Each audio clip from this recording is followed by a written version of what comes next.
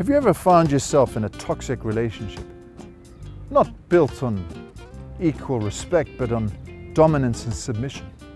And have you ever wondered in that relationship, are you the master or are you the slave?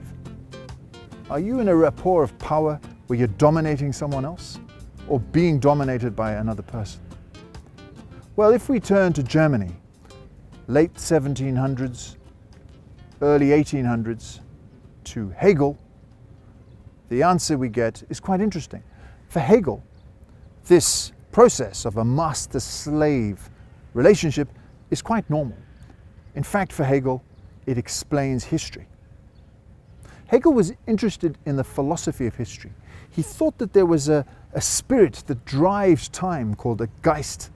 And every period of history, every epoch is known as a Zeitgeist. Now the Geist works through something called dialectic process. Now this dialectic is a clash between a thesis, which is the urge of history to move forward, its antithesis, which is a dogmatic force pushing back on it, pushing back to the past, leading to the eventual awareness that the two work together in a synthesis. And this synthesis in turn becomes a new thesis, which opens up a new conflict and a new antithesis.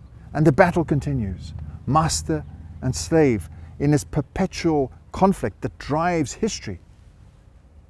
Now, Hegel thought this was normal, and of course for him, a master-slave dialectic is fine because he's speaking from the point of view of masters, not slaves.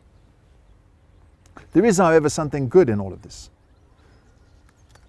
At the end of this process of turmoil, contradiction, violence, the violence of history, you reach what he called the Weltgeist, which is universal consciousness. It's an understanding that the master and the slave, the thesis and the antithesis, they need one another. They work together. And they're part of a cosmic unity, which is the end of history. Hegel, who's largely unreadable, remains an important philosopher to this day.